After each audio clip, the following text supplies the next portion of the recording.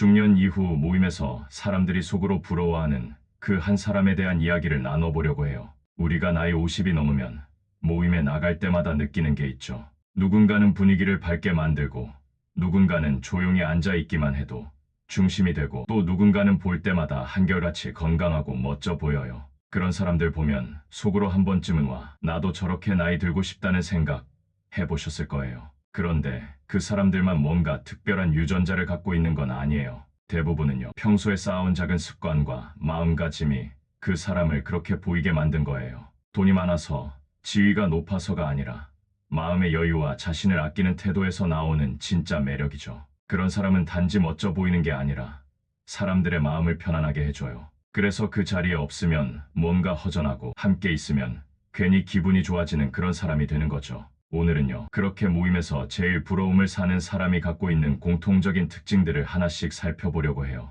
외모만 멋진 게 아니라 말투, 태도, 인간관계, 생활 습관까지 단순히 외적인 것보다 더 깊은 느낌에서 오는 멋을 이야기해보려 해요. 그리고 중요한 건 우리도 그 매력을 만들 수 있다는 사실이에요. 어렵지 않아요. 조금만 마음을 바꾸고 작은 습관을 쌓아가면 누구나 그렇게 될 수 있어요. 자, 그럼 지금부터 50 이후 모임에서 가장 멋지고 부러운 사람이 되는 10가지 비결 함께 시작해볼까요? 첫째, 표정이 밝고 인상이 따뜻한 사람. 모임에 나갔을 때 제일 먼저 눈에 띄는 사람은요, 명품 옷 입은 사람도 아니고 말 많이 하는 사람도 아니에요. 웃는 얼굴이에요. 표정이 편안하고 눈빛이 따뜻한 사람은 앉아있기만 해도 주위 분위기를 환하게 만들어요. 그런 사람 옆에서 말 안 해도 기분이 좋아지거든요. 사람은 본능적으로 부드러운 인상에 끌려요. 그게 무의식 중에 저 사람은 안전하고 함께 있어도 불편하지 않겠다는 인식을 주기 때문이에요. 예를 들면 처음 보는 사람에게도 반갑습니다 하고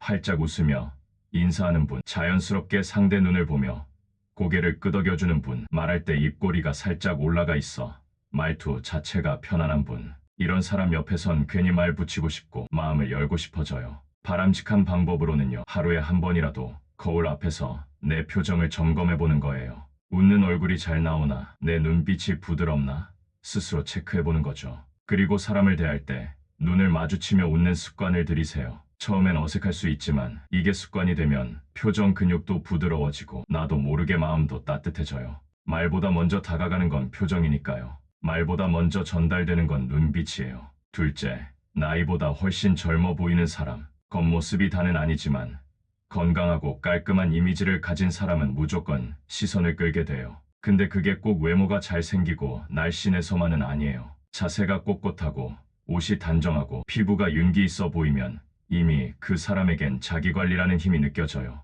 그건 단순히 외모가 예쁘다, 멋지다의 문제가 아니에요. 나를 소중하게 여기는 태도에서 오는 품격이에요. 예를 들면 팔짱 끼고 있지 않고 항상 어깨를 펴고 앉는 분, 편안한 옷을 입어도 구겨짐 없이 정돈된 스타일을 유지하는 분, 피부에 광이 돌고 머릿결이 깨끗해 보여서 건강해 보이는 분, 그리고 신발이 항상 깨끗하고 손톱이 단정한 분도 참 인상 깊죠. 이런 부분은 말은 안 해도 눈에 확 들어와요. 바람직한 방법으로는요, 매일 아침 간단한 스트레칭으로 몸을 펴고 외출 전에는 꼭 거울 앞에서 나를 점검해보는 습관이에요. 그리고 옷은 비싸 보이는 것보다 내 몸에 잘 맞고 깨끗한 것들 고르세요. 머리는 깔끔하게 정돈하고 피부에 수분 크림 하나라도 바르는 습관. 그런 디테일이 모임에서 풍기는 전체 이미지를 결정하거든요. 그리고 꾸미는 건 나를 위하는 일이기도 하지만 상대방에 대한 예의이기도 해요. 그 마음이 전달돼요. 셋째, 말투가 정갈하고 여운이 있는 사람.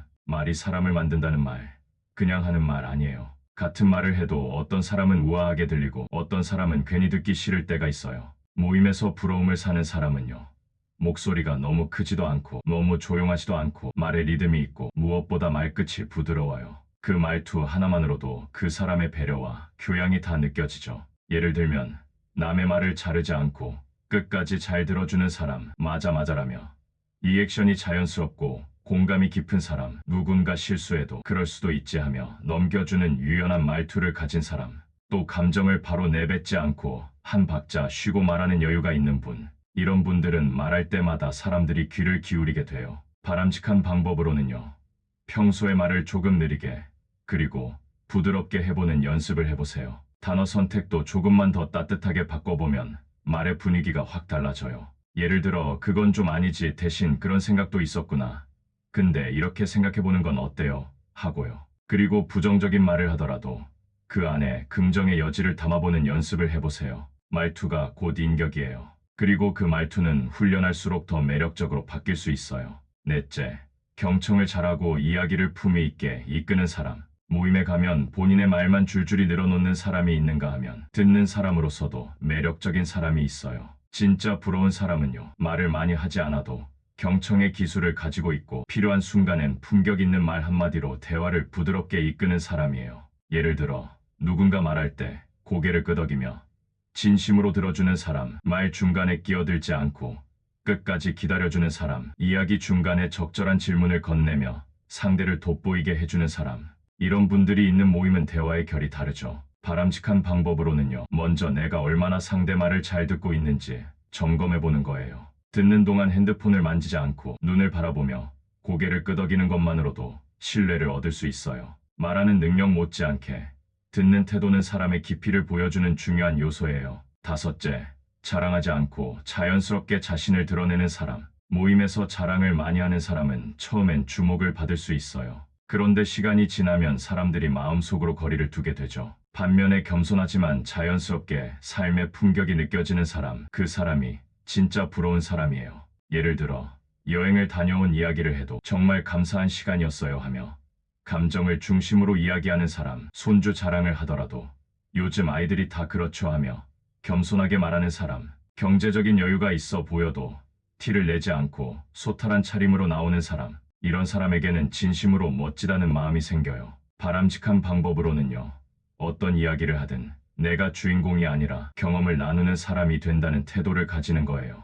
그리고 자랑하고 싶을 땐 한번 마음속으로 이 말을 꼭 해야 하나 자문해보세요. 진짜 부자는 자랑하지 않고 진짜 멋진 사람은 뽐내지 않아도 빛이 납니다. 여섯째, 꾸준한 취미가 있는 사람. 50 이후에 부러운 사람을 보면 대부분 자기만의 세계가 있어요. 그게 꼭 대단한 예술이거나 전문적인 활동이 아니더라도요. 좋아하는 취미가 있고 그걸 꾸준히 즐기고 있는 사람이에요. 그런 사람은 표정도 다르고 대화 소재도 풍성해요. 예를 들어 주말마다 등산을 다니며 자연을 즐기는 분, 도자기나 그림 그리기 같은 창작 취미를 가지고 있는 분, 동네 도서관에서 책 모임에 참석하거나 직접 책을 쓰는 분. 이런 취미는 삶을 지루하지 않게 하고 사람의 분위기를 훨씬 생기 있게 만들어줘요. 바람직한 방법으로는요, 잘하는 것보다 좋아하는 것들 찾는 데 집중해보세요. 처음엔 혼자 시작하더라도 꾸준히 하다 보면 취미가 곧 정체성이 되고 그 이야기를 듣는 사람도 귀가 솔깃해져요. 취미는 나만의 색깔을 보여주는 가장 자연스러운 방법이에요.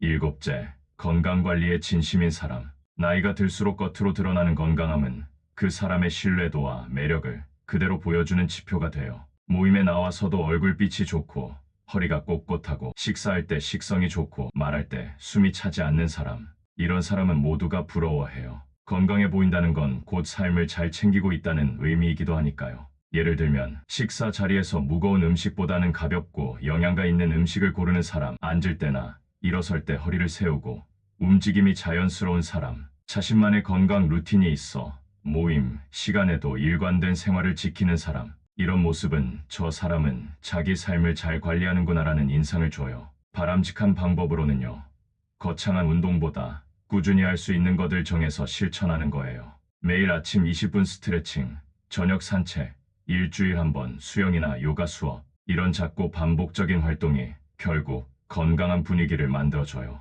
건강은 나 자신을 위한 투자이자 다른 사람에게 긍정적인 에너지를 주는 가장 확실한 방법입니다. 여덟째, 돈 자랑 없이 경제적 여유가 느껴지는 사람. 모임에서 누가 봐도 여유 있어 보이는데 티를 내지 않는 사람이 있어요. 오히려 조용하고 겸손하고 절제된 말과 태도로 자연스럽게 멋이 흘러나오는 사람이죠. 겉으로 드러내지 않아도 삶에서 묻어나는 안정감이 사람을 훨씬 더 매력적으로 보이게 해요. 예를 들면 식사할 때 계산을 쿨하게 하되 생색내지 않는 사람, 브랜드보다 실용성과 품위를 고른 스타일링을 한 사람, 돈 이야기보다 경험 이야기, 감정 이야기를 더 많이 나누는 사람. 이런 사람은 단 한마디를 해도 그 말에 무게가 실려요. 바람직한 방법으로는요, 돈을 보여주기 위한 수단이 아니라 살아온 삶을 지탱해주는 자원으로 받아들이는 태도가 중요해요. 내가 가진 것을 자랑이 아니라 나눌 수 있는 여유로 쓰면 훨씬 멋져 보이죠. 통장 속 잔고보다 중요한 건